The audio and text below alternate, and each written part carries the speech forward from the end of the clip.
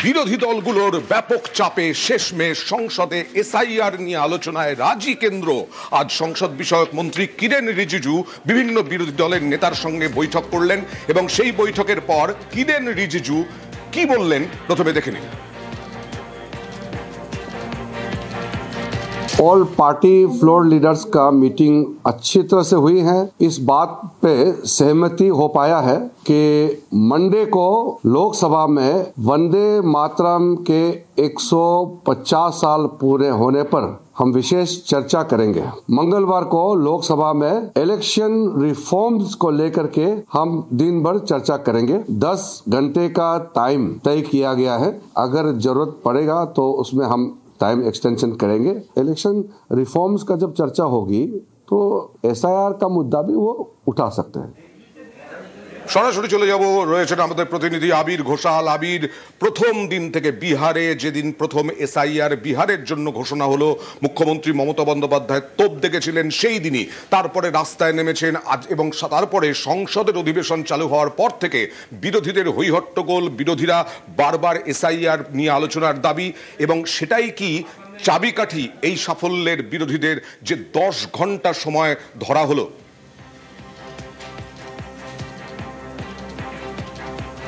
দেখো, কেন্দ্রীয় সরকার খুব ভালো করেই বুঝতে পেরেছিল যে বিহার নির্বাচনে তাদের ফল ভালো হলেও বিরোধীরা এসআইআর ইস্যু নিয়ে কেন্দ্রের শাসক দলকে, বিজেপিকে চেপে ধরার জন্য সংসদের মতো জায়গাকে বেছে নেবে এবং সংসদের উভয় কক্ষতেই তারা এই নিয়ে তারা সরব হবে। এবং গতকালই সেই বিষয়কেই আঁচ করে রাজনীতিবিদদের অনেকেই বলছেন প্রধানমন্ত্রী নরেন্দ্র মোদী শীতকালীন অধিবেশনের শুরুতেই কার্যত বিরোধীদের অবস্থাকে কার্যত কটাক্ষ করে নাটক শব্দটিকে ব্যবহার করেছিলেন এবং সংসদের মধ্যে তারা যে ডেলিভারি চান সেই প্রসঙ্গের কথা তিনি উল্লেখ করে দিয়েছিলেন। বিরোধীরা সেই বক্তব্যের প্রেক্ষিতেও তাদের নিজেদের মধ্যে যে কোথাও কোনো ফাটল ধরেনি এবং বিহার হোক বা পরবর্তী সময় বাংলায়, যেখানে এসআইআর নিয়ে বিশেষ করে প্রত্যেক দিন কেন্দ্রের শাসক দল বিজেপির তরফ থেকে সেখানকার আঞ্চলিক দলগুলিতে হোক বা তাদের যে বিরোধী দলগুলিকে হোক আক্রমণ চালিয়ে যাচ্ছে রাজনৈতিকভাবে, সেই প্রসঙ্গ নিয়ে যে তারা সরব হতে থাকবে এবং তারা একযোগে যে কেন্দ্রকে যে আক্রমণে যাবে সেটাও তারা বুঝিয়ে দেওয়ার চেষ্টা করেছিল। আজকে যখন সংসদ বিষয়ক মন্ত্রী কিরেন রিজিজু তিনি যখন বিরোধী দলের নেতাদের সঙ্গে তিনি যখন বৈঠক করেন, সেখানে ইলেকশন বা ইলেকটোরাল রিফর্মস নিয়ে আলোচনার ক্ষেত্রের প্রসঙ্গের কথা তিনি উল্লেখ করেছিলেন। এবং তুমি যদি নজর করো তাহলে তুমি দেখবে যে কিরেন রিজিজুর তরফ থেকে যে এক্স হ্যান্ডেল পোস্ট করা হয়েছে সেখানে ইলেকটোরাল রিফর্মের কথা উল্লেখ হয়েছে। পরবর্তী সময় তিনি যখন সংবাদ মাধ্যমের সামনে তিনি যখন কথা বলেন সেখানে তিনি উল্লেখ করে দিলেন যে এসআইআর সংক্রান্ত বিষয়ে আলোচনা হলে তাদের আপত্তি নেই। অর্থাৎ বিরোধীরা একযোগে এককাট্টা হয়ে তাদের যে অবস্থান সেটা প্রমাণ করতে পেরেছে এবং কেন এসআইআর এর মতো ইস্যু নিয়ে আলোচনা হওয়াটা জরুরি সেটাও কেন্দ্রকে বোঝাতে পেরেছে। ফলে বিরোধীদের সম্মুখ চাপে পড়ে বিশেষত তৃণমূল রিজিজুর প্রসঙ্গটা আরো একবার বললে যে এক্স হ্যান্ডেলে নির্বাচন সংস্কার নিয়ে, কিন্তু পরবর্তীকালে সংবাদ মাধ্যমের মুখোমুখি হয়ে এসআইআর নিয়ে আলোচনা হলেও তাদের কোনো আপত্তি নেই, তারা রাজি, এটা জানিয়ে দিলেন। আরো একবার দেখাবো। ऑल पार्टी फ्लोर लीडर्स का मीटिंग अच्छी तरह से हुई है। इस बात पे सहमति हो पाया है कि मंडे को लोकसभा में वंदे मातरम के 150 साल पूरे होने पर हम विशेष चर्चा करेंगे। मंगलवार को लोकसभा में इलेक्शन रिफॉर्म्स को लेकर के हम दिन भर चर्चा करेंगे। 10 घंटे का टाइम तय किया गया है। अगर जरूरत पड़ेगा तो उसमें हम टाइम एक्सटेंशन करेंगे। इलेक्शन रिफॉर्म्स का जब चर्चा होगी तो एसआईआर का मुद्दा भी वो उठा सकते हैं। আর এই নিয়ে তৃণমূল সাংসদ ডেরেক ওব্রায়েন তিনি এক্স হ্যান্ডেলে পোস্ট করলেন, একটি দায়িত্বশীল বিরোধী দল হিসেবে সংসদ সচল রাখতে যা যা করার প্রয়োজন আমরা সবকিছুই করেছি। আমরা ভদ্র ও সহনশীল আচরণ করেছি। কোণঠাসার কৌশল সরকারকে, যদিও আমরা এমন একটি সরকারের মোকাবিলা করছি যারা সংসদকে উপহাস করে। আরও লিখলেন ডেরেক ওব্রায়েন, তিনি লিখলেন এসআইআর নিয়ে আলোচনা এখনো রয়েছে সর্বোচ্চ অগ্রাধিকার, কারণ মানুষ প্রাণ হারাচ্ছেন। তবে সংসদীয় গণতন্ত্রের চেতনার প্রতি সম্মান জানিয়ে আমরা সময়সূচি সম্পর্কে সরকারের প্রস্তাব মেনে নিয়ে কৌশলগত পরিবর্তন এনেছি। কি কৌশলগত পরিবর্তন? ডেরেক ওব্রায়েন আরও লিখলেন, আমরা উভয় আলোচনাতেই সরকারকে কোণঠাসা করব, আসুন শুরু হোক। আর এরপরে রাজ্যসভার সাংসদ দোলা সেন কি বললেন দেখুন। বাদল অধিবেশনের সময়ও 5 সপ্তাহ ধরে parliamentary affairs minister Kiren Rijiju এবং LOH নাড্ডাজি সবাই বলে গেছিলেন যে আমরা আলোচনা করব, কবে করব জানাবো। শেষ পর্যন্ত ওরা আলোচনা করেননি, ফলে ওদের কথার ভরসা ওরা নিজেরাই হারিয়েছে। যদি আলোচনা করে আমরা স্বাগত জানাই, আলোচনা তো অবশ্যই করা উচিত। আর এই নিয়ে যেটা বলছিলাম যে বিরোধীদের চাপ, গতকাল আজ দিনভর সংসদের বাইরে ভেতরে বিরোধীদের হৈহট্টগোল, বিক্ষোভ, বারবার সভা মুলতুবি।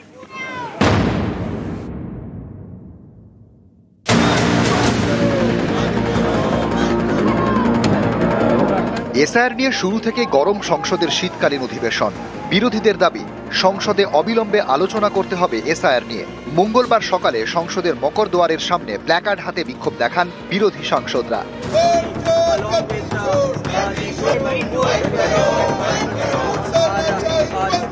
লোকসভা শুরু হতেই এসআইআর নিয়ে আলোচনার দাবিতে বিক্ষোভ দেখাতে শুরু করেন বিরোধীরা, যার জেরে মঙ্গলবার দফায় দফায় মুলতুবি হয়ে যায় অধিবেশন।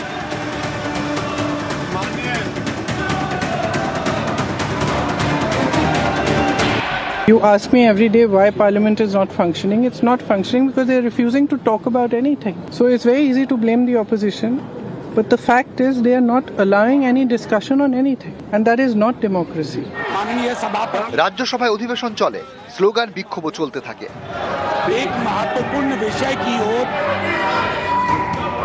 বিক্ষোভ থামাতে বিরোধী নেতাদের বৈঠকে ডাকেন সংসদ বিষয়ক মন্ত্রী কিরেন রিজিজু।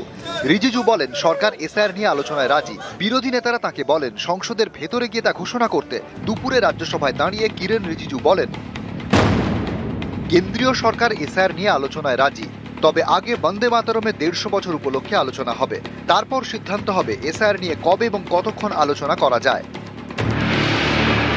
পাল্টা বিরোধীরা বলেন এসআইআর অত্যন্ত গুরুত্বপূর্ণ বিষয়, এতজন মানুষের প্রাণ গিয়েছে, এসআইআর নিয়ে সবার আগে আলোচনা করতে হবে। বিরোধীদের দাবি মানতে চায়নি সরকার পক্ষ, তারপরই রাজ্যসভা থেকে ওয়াকআউট করেন বিরোধীরা।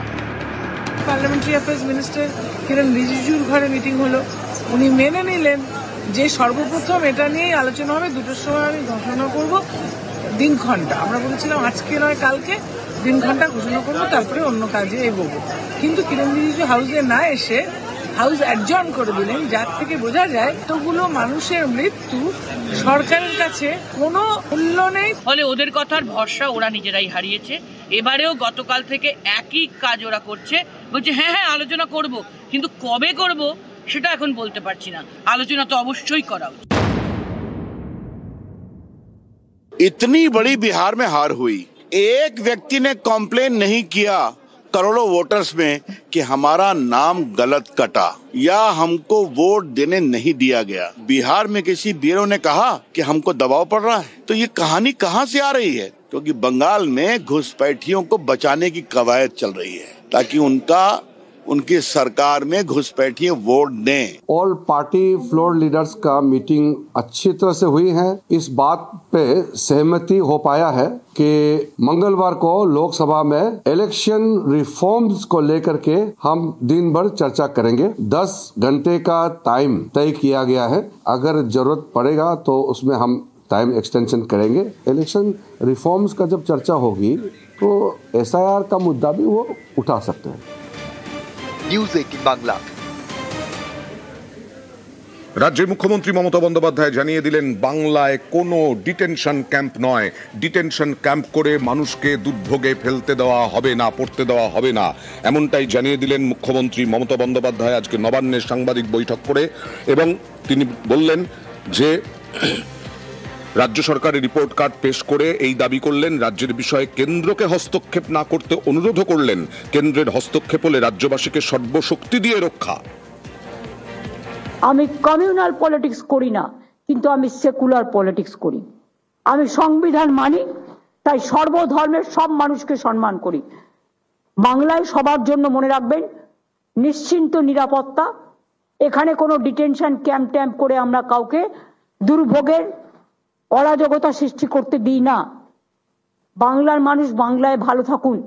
আমরা যেমন অন্য রাজ্য নিয়ে ইন্টারফেয়ার করি না, তেমনি দয়া করে কেন্দ্রীয় সরকার আপনার কিছু বলার থাকলে রাজ্য সরকারকে বলবেন, কিন্তু আপনারা এমন কিছু হুলিয়া জারি করবেন না যেটা আগেকার দিনে ব্রিটিশ রাজারা করতো বা ব্রিটিশ শাসকরা করতো, ওটাকে আমরা বলি ইনস্ট্রাকশন, ফোর্সফুল ইনস্ট্রাকশন দেবেন না যাতে মানুষের ক্ষতি হয়।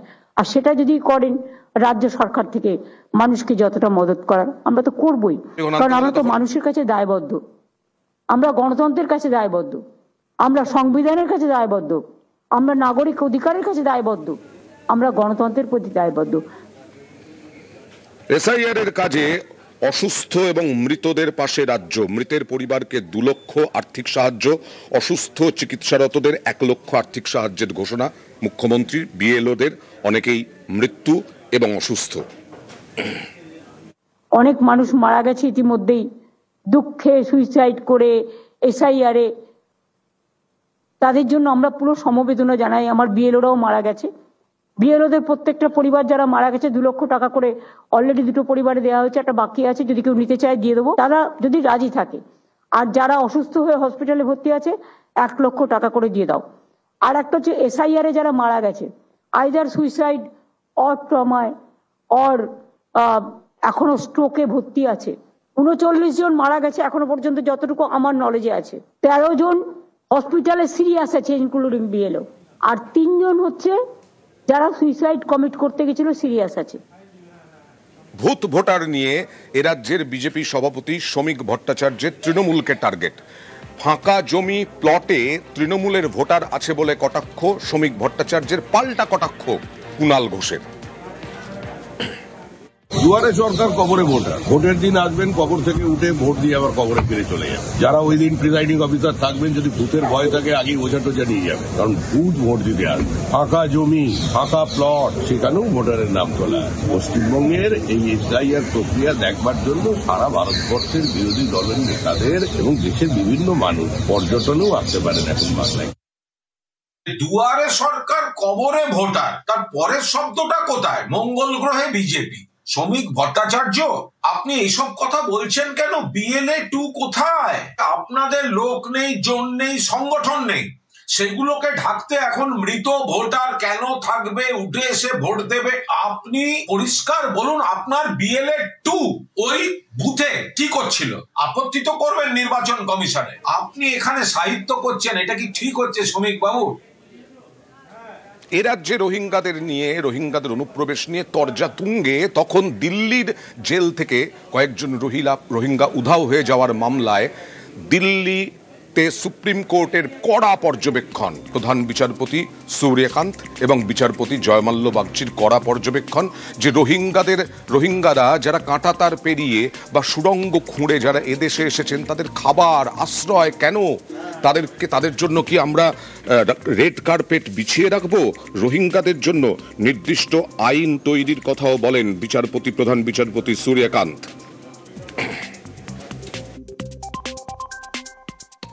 चीफ जस्टिस ऑफ इंडिया है, सब जज को कोई लूज कमेंट करना नहीं चाहिए। पहले जो था हमारा इंडियन जुडिशियरी में, जज लोग कम बात करते थे और जजमेंट के जो बोलना है वो बोलते थे। आजकल जज लोग ज्यादा बात करते हैं टीआरपी बढ़ाने के लिए, जजमेंट नहीं देते हैं। That is all difficulty. এই ধরনের পর্যবেক্ষণ অত্যন্ত স্বাভাবিক। যারা সংবিধানকে মানেন তাদের সবার ক্ষেত্রে এই ধরনের পর্যবেক্ষণ বা এই ধরনের বক্তব্যই সবাই এক্সপেক্ট করবে।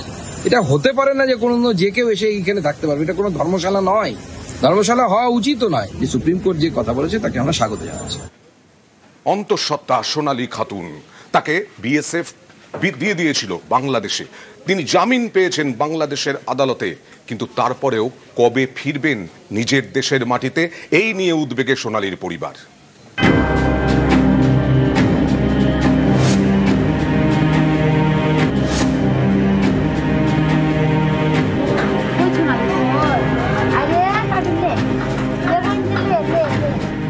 প্রথমে জোর করে দিল্লি থেকে বাংলাদেশে পাঠানোর অভিযোগ, তারপর সেখানে প্রায় 6 মাস জেলে, সোমবার জামিন, সোমবারই জেল মুক্তি। সোনালীরা এবার তাহলে ঘরে ফিরবেন কবে? বীরভূমে পথ চেয়ে বসে পরিবার। মঙ্গলবার তারা ভিডিও কলে কথা বলেন সোনালীর সঙ্গে। আমাদেরকে দেশে ফিরাবার তাড়াতাড়ি ব্যবস্থা করেন। আমাদের কি অপরাধ কি আমরা বাংলাদেশ ঠেলে দিয়েছে? ভারত সরকারকে বলতে চাই কি আমাদেরকে জলদি অনুরোধ করছে, ভারত যেতে চাই, দেশ ফিরে যেতে চাইছে। আমাদের খুব সমস্যা হচ্ছে। আমরা তো বহুত খুশি আছি, বাংলাদেশ টাকা জামিন পেয়ে আছে, সুপ্রিম কোর্ট টাকাও রায় দিয়ে আছে। কেন্দ্র সরকার এখন কি করছে, কি আশায় আছে, আমরা তো বসে আছি, আমার মেয়ে ঘরে আছি। দিল্লিতে কাজে গিয়ে বিপাকে পড়েন বীরভূমের সোনালী খাতুন ও তার পরিবার। অভিযোগ, বাংলায় কথা বলায় বাংলাদেশি বলে সন্দেহ করে দিল্লি পুলিশ। সোনালী ও তার স্বামী, নাবালক ছেলে সহ আরো 3 জনকে পাঠিয়ে দেওয়া হয় বাংলাদেশে। সেই থেকে তারা বাংলাদেশের জেলে বন্দী ছিলেন। সোমবার 6 জনের জামিন মঞ্জুর করা হয়। জেল থেকে মুক্তি পান সোনালীরা। বাংলাদেশের স্থায়ী বাসিন্দার জিম্মায় দেওয়া হয়েছে এবং প্রতি 10 দিন পর পর বাংলাদেশ চাঁপাইনবাবগঞ্জ সদর থানা থেকে ভারপ্রাপ্ত অফিসার এসে দেখে যাবে এবং তিনি কোর্টে রিপোর্ট করবেন।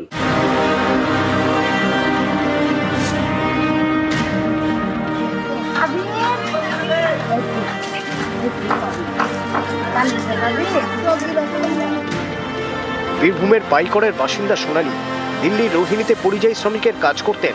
অভিযোগ, সেখানে বাংলাদেশি সন্দেহে দিল্লি পুলিশ অন্তঃসত্ত্বা সোনালীকে আটক করে। 24শে জুন আটক, 26শে জুন সোনালী সহ বীরভূমের 6 জনকে বাংলাদেশে পাঠানো হয়। এ নিয়ে কলকাতা হাইকোর্টে মামলা হয়। তাদের দ্রুত ফেরাতে বলে কেন্দ্রকে নির্দেশ দেয় আদালত। এই নির্দেশ চ্যালেঞ্জ করে সুপ্রিম কোর্টে যায় কেন্দ্র। সোমবার শুনানি ছিল সুপ্রিম কোর্টে। দেশের শীর্ষ আদালত কেন্দ্রকে বলে মানবিকতার খাতিরে বিষয়টি দেখতে।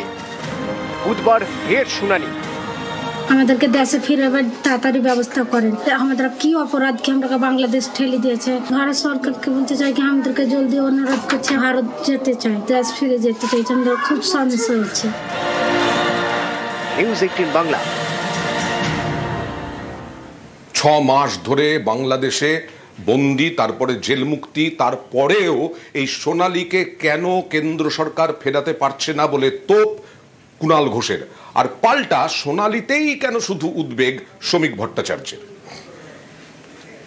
কেন এখনো সোনালীকে ভারতে ফেরানো যাচ্ছে না, বাংলায় ফেরানো যাচ্ছে না? কেন্দ্রীয় সরকারকে, প্রধানমন্ত্রী নরেন্দ্র মোদীকে, স্বরাষ্ট্রমন্ত্রী অমিত শাহকে, বিদেশ মন্ত্রী জয়শঙ্করকে এর জবাব দিতে হবে। বিজেপি চক্রান্ত করে বঙ্গবাসী এবং বঙ্গভাষী আক্রমণ চালাচ্ছে। এতদিন কেন আটকে থাকতে হলো? জামিনের পরেও ফিরতে পারছে না, তারপরেও নাকি তাকে সেখানে হ্যারাস করা হচ্ছে। যত বড় বড় কথা 56 ইঞ্চির গল্প, ইচ্ছাকৃতভাবে এই বিলম্ব ঘটাচ্ছে তারা। মানবিকতা শুধুমাত্র সোনালী খাতুনের ক্ষেত্রে কেন? সোনালী খাতুনের বিষয়টাও মানবিক মুখ নিয়ে দেখার দরকার, কিন্তু একটা সোনালী খাতুন নিয়ে এত মাথা ব্যথা কেন? তো লক্ষ লক্ষ সোনালী খাতুনরা টিনা মিনা ডিগার নামে এই গুড়গাঁওয়ে ছিল, নয়ডায় ছিল, সব খালি। কলকাতা সেক্টর 5, রাজারহাট খালি। লক্ষ লক্ষ সোনালী খাতুন আছে, পশ্চিমবঙ্গের মাটিতে ভোটার লিস্টে নাম ঢুকে আছে। এটা পশ্চিমবঙ্গে সম্ভব, এগিয়ে বাংলা। বাংলা বলায় কেরলেও বাংলার যে মৎস্যজীবী তাদেরকে বেধড়ক মাছ ধরার কাজ করছিলেন, সেই সময় মৌসুমী দ্বীপের কয়েকজনকে বেধড়ক মারধরের অভিযোগ। সেই মারধরে হাসপাতালেও ভর্তি হতে হলো তাদেরকে।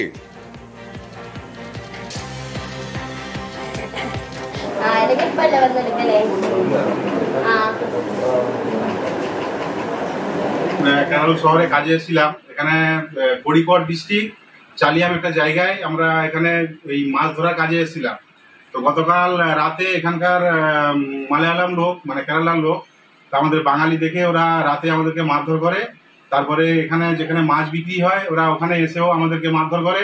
এবার ওখানেও মেরেও ওদের শান্তি হয় না। ওরা আমাদের রুমে, আমরা খেতে বসেছি, ওখানে এসেও ওরা মারধর করেছে আমাদেরকে।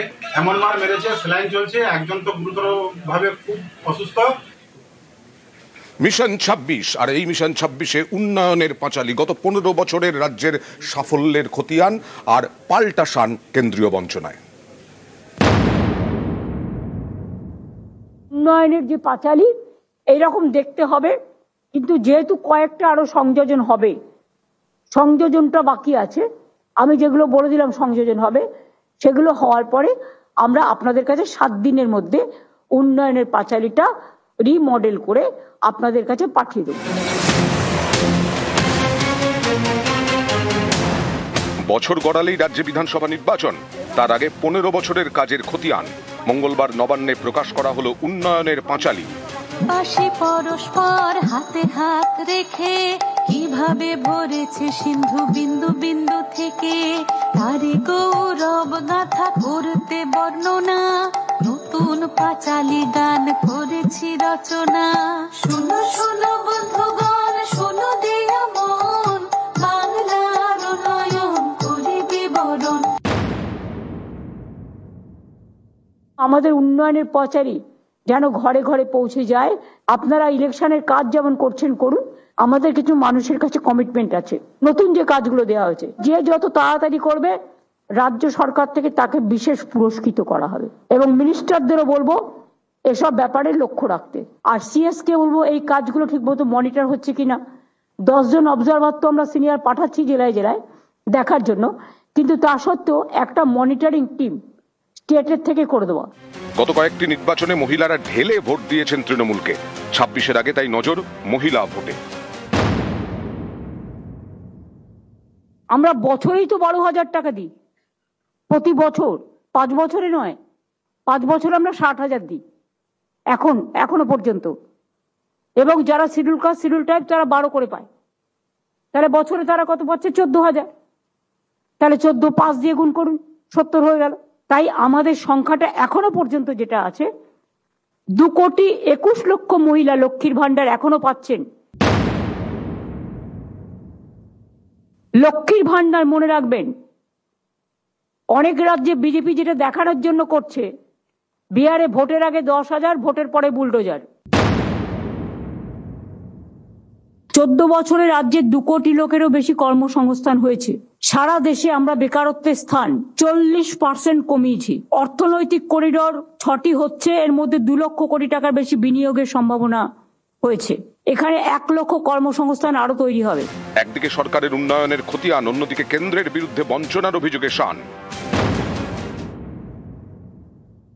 গ্রামীণ রাস্তা তৈরিতে আমরা 1 নম্বর ছিলাম পরপর 4 বছর। আবাস যোজনায় আমরা 1 নম্বর ছিলাম পরপর 4 বছর। নারেগায় আমরা 1 নম্বর ছিলাম পরপর 4 বছর।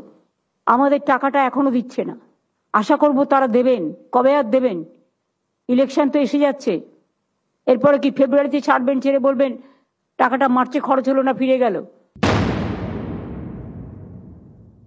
অনেক যন্ত্রণা, অনেক লাঞ্ছনা, অনেক বঞ্চনা থাকা সত্ত্বেও, তা সত্ত্বেও কেন্দ্রীয় সরকারকে বলবো অনেক ধন্যবাদ। আপনারা আমাদের টাকা আটকে রেখেছেন তার জন্য। তাতেও মনে রাখবেন, দয়া করে যতই অত্যাচার করুন, অপপ্রচার করুন, কুৎসা করুন, চক্রান্ত করুন, আমরা কিন্তু আপনাদের সাথে কোঅপারেশন চাই, আমরা নন কোঅপারেশন চাই না। আশা করি এটুকু আপনারা শুনতে পাচ্ছেন। এবং এটা পলিটিক্যাল মিটিং নয়, এটা গভর্নমেন্টের মিটিং। তাই government to government cooperative federalism সিস্টেমে সবাই আশা করে রাজ্য সরকার কেন্দ্রীয় সরকার কাঁধে কাঁধ মিলিয়ে কাজ করবে, শুধু ঝগড়া করা নয়। উন্নয়নের পাঁচালী নামক এই রিপোর্ট কার্ডকে সঙ্গে রেখেই যে 26-এর বিধানসভা নির্বাচনে রাজ্যের শাসক দল রাজনীতির ময়দানে ঝাঁপাবে তা কার্যত স্পষ্ট হয়ে গিয়েছে মমতা বন্দ্যোপাধ্যায়ের কথাতেই। ক্যামেরা অসিত দাসের সাথে আবির ঘোষাল, নিউজ 18 বাংলা, কলকাতা। রিপোর্ট কার্ডের পাল্টা চার্জশিট শুভেন্দুর। আগামী কয়েকদিনের মধ্যে বিধানসভা ভিত্তিক কর্মসূচির ঘোষণা। আপনি 11, 16, 21 বাজেটে, ডিপার্টমেন্টাল বাজেটে কি কমিট করেছেন আর কি করেছেন? আমরা জানুয়ারি মাসে প্রতিটা বিধানসভাতে উপস্থিত হয়ে 294টা কেন্দ্রে যাব, আপনার এমএলএদের বিরুদ্ধে চার্জশিট দাখিল করব। জব কার্ডে নাম কেটে দেওয়ার অভিযোগ। মুর্শিদাবাদের রানীনগরে, কালীনগরে বিক্ষোভ। আর সেই বিক্ষোভ হচ্ছে জব কার্ডে নাম কেটে দেওয়ার বিরুদ্ধে, প্রতিবাদে। জব কার্ডে নাম কাটা গেছে 2000 জনের। জব কার্ডের লিস্টে ফের নাম তুলে দেওয়ার আশ্বাস। পুলিশের আশ্বাসে পঞ্চায়েত চত্বর থেকে বিক্ষোভ ওঠে। এ বিষয়ে অবশ্য কালীনগর 1 পঞ্চায়েতের প্রতিক্রিয়া মেলেনি।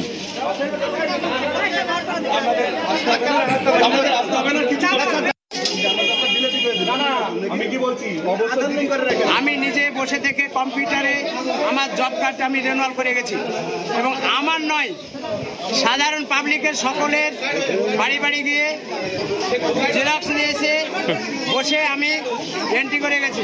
অথচ দেখা যাচ্ছে আমার স্ত্রীর নাম আছে, আমার নাম নেই। আর সেই জব কার্ডগুলোকে তিনারা ব্যবহার করছেন, তাদের নামে টাকা তুলছে এবং তাদের একজনের নাম আরেকজনের নাম বসিয়ে সে আধার কার্ড দিয়ে তারা দুর্নীতি করছে। আপাতত এখন 2000 পাওয়া গেছে, আরো তো আছে। আমরা চাইছি এর সুরা হোক, যাদের জব কার্ড আছে তাদের নামগুলো যেন আবার পুনরায় তোলা হয়। আর নদিয়ার করিমপুরে কি ঠিকাদারের দুর্নীতি দেখুন, কাজ শেষ না করেই কমপ্লিশন বোর্ড। হ্যাঁ, একেবারে কাজ শেষই হলো না, পাড়ায় বাতিস্তম্ভ লাগানোর তার বরাত এই ঠিকাদারকে দেওয়া হয়েছিল, একটিও লাইট লাগাননি এবং তারপরে এই একটি লাইট না লাগিয়ে কাজ সম্পূর্ণ হওয়ার বোর্ড লাগিয়ে দিলেন। বোর্ডে লাইট লাগানোয় 4 লক্ষ টাকা দাবি। ঠিকাদারের বিরুদ্ধে দুর্নীতির অভিযোগ স্থানীয়দের। ব্যানারটা পুঁতেছে এখানে, আমরা পড়ে দেখলাম যে এখানে 2,25,000 টাকার ব্যানার পোতা আছে, 85টা LED লাইট লাগানো হয়ে গেছে অলরেডি আমাদের পশ্চিম পাড়া পূব পাড়া দিয়ে, অথচ আমরা একটাও লাইট দেখলাম না।